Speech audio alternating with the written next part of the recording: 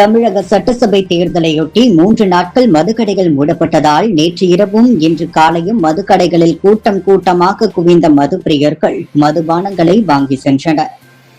தமிழக சட்டசபை தேர்தலுக்கான வாக்குப்பதிவு நாளை மறுநாள் நடைபெறவுள்ளது. இந்நிலையில் வாக்குப்பதிவை முன்னிட்டு தமிழகத்தையொட்டியுள்ள புதுவை மாநிலத்தில் உள்ள மதுக்கடைகள் அனைத்தும் இன்று முதல் 3 நாட்கள் மூட வேண்டும் என புதுச்சேரி கலால்துறை உத்தரவிட்டிருந்தது. அதன் அடிப்படையில் இன்று காலை 10 மணி முதல் 23ஆம் தேதி வரை இரவு வரை மூடப்பட்டது. இதையொட்டி நேற்று மாலையும் இன்று காலையும் புதுச்சேரியில் உள்ள மதுக்கடைகளில் மது பிரியர்கள் கூட்டம் அலைமோதியது. பலர் அதிக அளவிலான மது பாட்டில்களை வாங்கி சென்றனர். 3 நாட்கள் மதுக்கடைகள் மூடப்பட்டதால் முன்னதாக மது பிரியர்கள் மதுபான கடைகளில் கூட்டம் கூட்டமாக குவிந்தது திருவிழா போல் காட்சியளித்தது. தி பாண்டிச்சேரி கிரிக்கெட் அசோசியேஷன் புதிய தலைவராக லட்சிய ஜனநாயக கட்சி தலைவர் ஜோஸ் சார்லஸ் மார்டின் ஒருமனதாக தேர்வு செய்யப்பட்டுள்ளார். தி பாண்டிச்சேரி கிரிக்கெட் அசோசியேஷன் சங்கம் சார்பில் செய்தியாளர்கள் சந்திப்பு இன்று நடைபெற்றது. இதில் சங்க செயலாளர் பாபு செய்தியாளர்களை சந்தித்தார். அப்பொழுது தி பாண்டிச்சேரி கிரிக்கெட் அசோசியேஷன் சங்கத்தின் புதிய தலைவராக லட்சிய ஜனநாயக கட்சி தலைவர் ஜோஸ் சார்லஸ் மார்டின் ஒருமனதாக தேர்ந்தெடுக்கப்பட்டுள்ளார். புதிய நிர்வாகிகளாக சங்கத்தின் செயலாளராக பாபு, பொருளாளராக டாக்டர் துரைசாமி, துணைத் தலைவராக கலிகமூர்த்தி, துணை செயலாளராக மைக்கேல், நிர்வாகிகளாக அரவிந்த் ஆகியோர் தற்பொழுது தேர்ந்தெடுக்கப்பட்டு அறிவிக்கப்பட்டுள்ளதாகவும் இன்னும் சில நிர்வாகிகள் தேர்ந்தெடுக்கப்பட உள்ள நிலையில் புதுச்சேரியில் கிரிக்கெட்டை வளர்க்க 58 ஆண்டுகால பாரம்பரியமும் பெருமையும் கொண்ட இந்த சங்கத்தை மேலும் வலுப்படுத்திட பிசிசி உடன் இணைந்து புதுச்சேரியில் தரமான கிரிக்கெட் வளர்ச்சியை கொண்டுவர முயற்சி செய்து வருவதாகவும் இதன் மூலம் புதுச்சேரி மண்ணின் திறமையான இளைஞர்கள் விளையாட்டுத் துறையில் ஜொலிக்க தேவையான அனைத்து முன்னேற்பாடுகளும் துவங்கப்பட்டுள்ளதாகவும் அது மட்டுமின்றி முதற்கட்டமாக புதுச்சேரியில் கிரிக்கெட்டை பிரபலப்படுத்தும் நோக்கில் புதுச்சேரி பிரீமியர் லீக் மற்றும் லீக் போட்டிகள் விரைவில் துவங்கப்பட உள்ளது. இந்த போட்டிகளில் உள்ளூர் திறமையாளர்களுக்கு தங்கள் திறமைகளை வெளிப்படுத்தி உலக அளவில் அவர்களது திறமையை கொண்டு சேர்க்கும் முன்னெடுப்பாக பிரீமியர் லீக் துவங்கப்பட்டுள்ளதாகவும் தெரிவித்தார். உலகத்தரம் வாய்ந்த கிரிக்கெட் மைதானத்தை கொண்டு வருவதோடு புதுச்சேரியிலிருந்து ஆண்டிற்கு ஒரு கிரிக்கெட் வீரரை இந்திய அளவில் விளையாடுவதற்கு தேவையான அனைத்து முயற்சிகளையும் தி பாண்டிச்சேரி கிரிக்கெட் அசோசியேஷன் செய்து வருவதாகவும் இளைஞர்களின் திறமைகளை உலகளவில் எடுத்து செல்லும் வகையில் தரமான பயிற்சி மையங்கள், போட்டி வாய்ப்புகள் உள்ளிட்ட பல்வேறு முயற்சிகளை சங்கம் எடுத்து வருவதாக தெரிவித்தார். பாவேந்தர் பாரதிதாசன் நினைவு நாளை முன்னிட்டு அவரது சிலைக்கு அரசு சார்பில் மாலை அணிவித்து மரியாதை செலுத்தப்பட்டது. பாவேந்தர் பாரதிதாசனின் நினைவு நாள் விழா இன்று புதுவை அரசின் செய்தி மற்றும் விளம்பரத்துறை சார்பில் அனுசரிக்கப்பட்டது.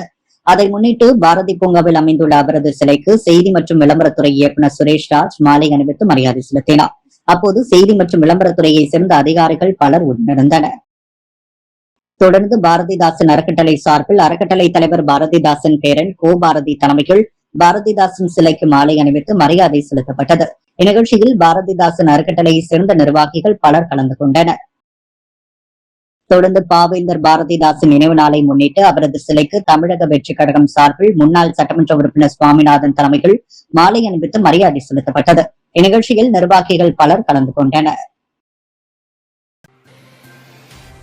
புதுச்சேரி காமராஜர் நகர் அருள்மிகு ஸ்ரீ புத்து கருமாரியம்மன் ஆலய மகா கும்பாபிஷேகம் வேத மந்திரங்கள் முழங்க கோலாகலமாக நடைபெற்றது.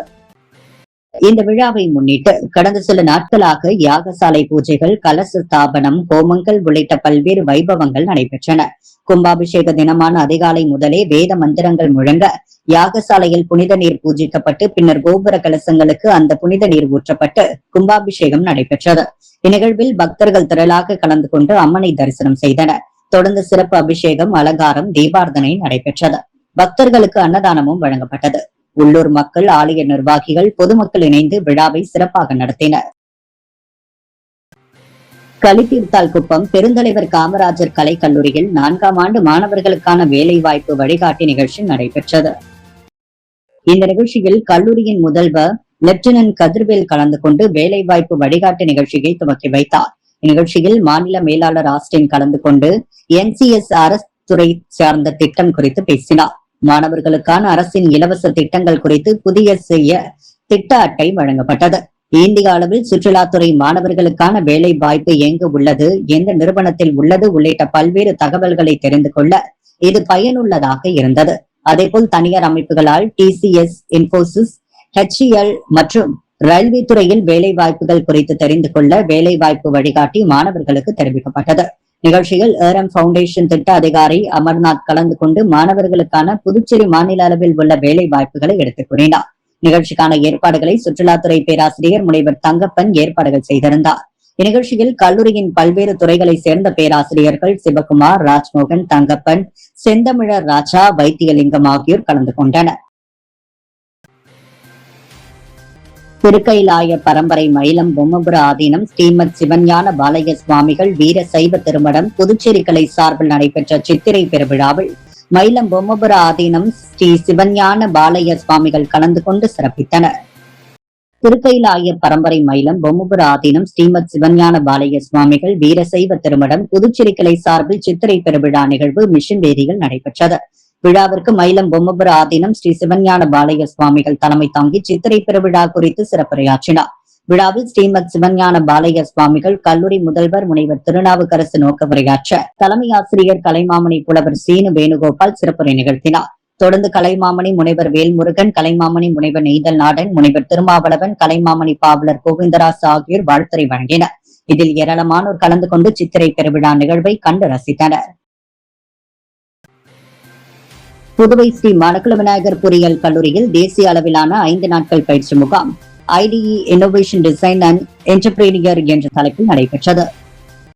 புதுவை ஸ்ரீ மணக்குள விநாயகர் பொறியியல் கல்லூரி வளாகத்தில் மினிஸ்ட்ரி ஆஃப் இன்னோவேஷன் கவுன்சில் மற்றும் அகில இந்திய தொழில்நுட்ப கல்விக்குழு இணைந்து வழங்கும் கண்டுபிடிப்பு, வடிவமைப்பு மற்றும் தொழில் முனைவோர் பயிற்சி முகாம் பதிப்பு 3 என்ற தலைப்பில் 20ஆம் தேதி திங்கட்கிழமை முதல் 24ஆம் தேதி வெள்ளிக்கிழமை வரை நடைபெறுகிறது.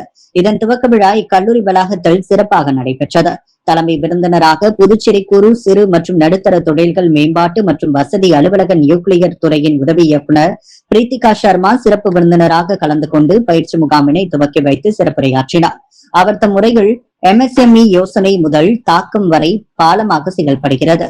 MSME மூலம் எப்படி தொழில் முனைவோர் தங்களது தொழிலை வளர்க்க வேண்டும் என்றும் மேலும் பல்வேறு இன்னோவேஷன் திட்டங்கள் பற்றி விரிவாக எடுத்துரைத்தார். மேலும் AICTE இன்னோவேஷன் துறை அதிகாரி செல்வராணி செல்வகுமார் அவர்கள், வாத்வானி பவுண்டேஷன் முதன்மை பயிற்சியாளர்கள் அன்புமதி மற்றும் முனைவோர் ராணு ராபின் கலந்து கொண்டு சிறப்பித்தனர். AICTE இன்னோவேஷன் துறை அதிகாரி செல்வராணி செல்வகுமார் தம் முறையில் திட்டங்கள் செயல்படுத்துதல், பகுப்பாய்வு செய்தல், மதிப்பீடு செய்தல், சரியான முடிவை தேர்ந்தெடுத்துதல் போன்றவற்றை பற்றி எடுத்துரைத்தார். ஸ்ரீ மணக்குள விநாயகர் கல்வி குழுமத்தின் தலைவர் மற்றும் மேலாண் இயக்குநர் தனசேகரன் தம் முறையில் இப்பயிற்சியில் பங்கு பெறும் பங்கேற்பாளர்கள் முழு ஈடுபாட்டுடன் ஒரு புத்தொழில் துவங்கும் வகையில் யோசனைகளை கண்டுபிடிக்க வேண்டும், மக்களை செல்போனில் தேவையில்லா செயலிகளின் பயன்பாட்டை கட்டுப்படுத்தும் வகையில் ஒரு செயலியை உருவாக்க வேண்டும் என தெரிவித்துள்ளார். மேலும் மேலாண் இயக்குநர் தனசேகரன் தலைமை விருந்தினராக கலந்து கொண்டு தலைமை உரையாற்றினார். கல்லூரியின் இயக்குநர் மற்றும் முதல்வர் முனைவர் வெங்கடாச்சலபதி கலந்து கொண்டு அனைவரையும் வரவேற்று பேசினார். இப்பயிற்சி முகாம் 5 நாட்களும் காலை மற்றும் பிற்பகல் என மொத்தம் 11 அமர்வுகளில் நடைபெற உள்ளது. இந்த பயிற்சி முகாமிற்கான ஏற்பாடுகளை கல்லூரியின் நிர்வாகம் செய்து வருகிறது. இப்பயிற்சி முகாமில் தேர்வு கட்டுப்பாட்டாளர், அனைத்து துறை டீன்கள், துறை தலைவர்கள், பேராசிரியர்கள் கலந்து கொண்டனர்.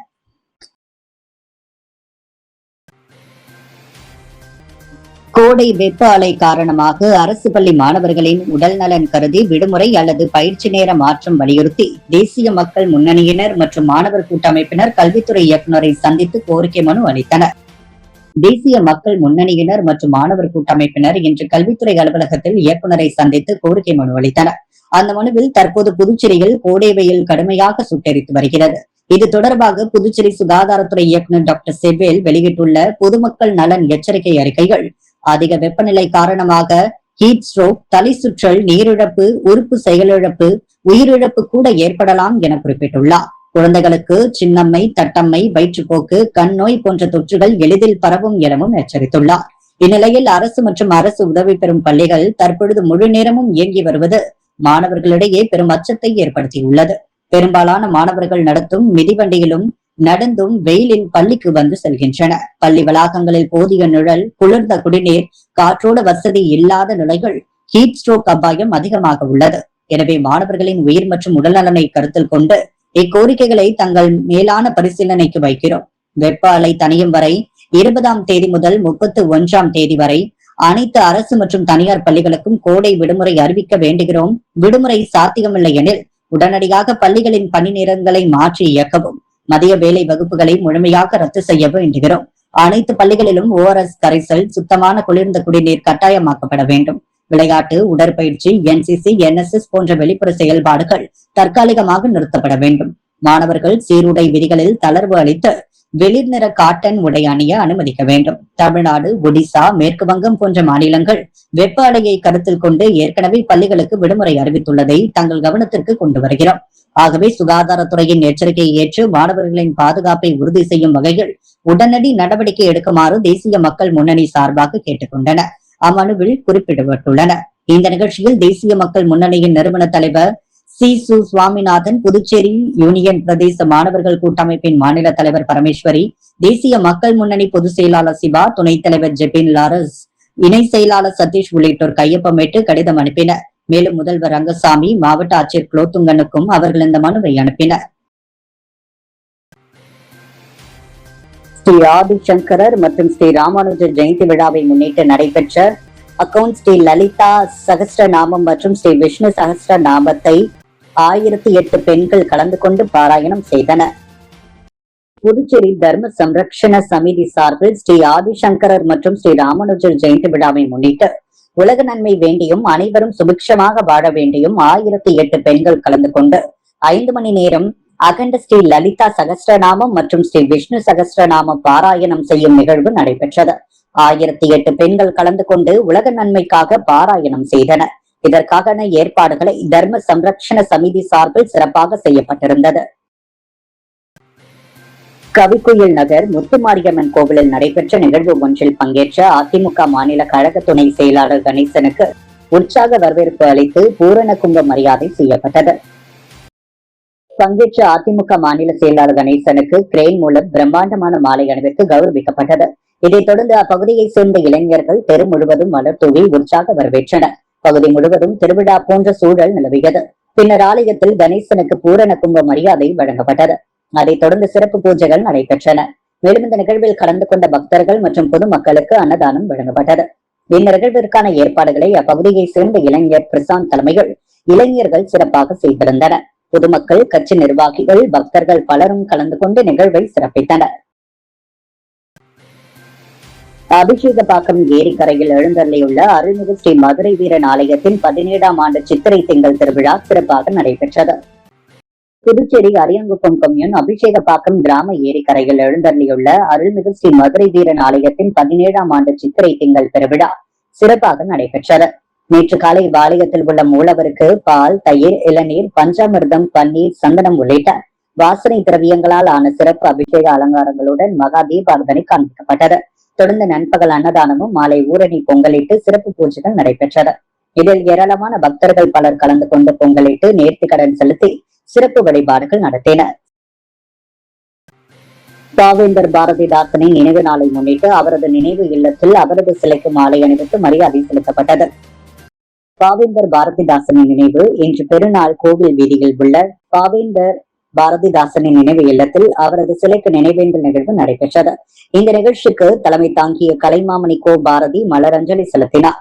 தொடர்ந்து டாக்டர் கலைமாமணி நமச்சிவாயம், தமிழ் பேராசிரியர் விசாலாட்சி, அம்மையார் கவிஞர் சத்தியமூர்த்தி, கவிஞர் ஆலவந்தான், சித்தன் மற்றும் தமிழறிஞர்கள் பலர் மலரஞ்சலி செலுத்தி நினைவேந்தல் நிகழ்வை சிறப்பித்தனர். அன்றாட செய்திகளை உடனுக்குடன் தெரிந்து கொள்ள பாண்டி ஹெட்லைன்ஸ் சேனலுக்கு சப்ஸ்கிரைப் செய்து கொள்ளுங்கள்.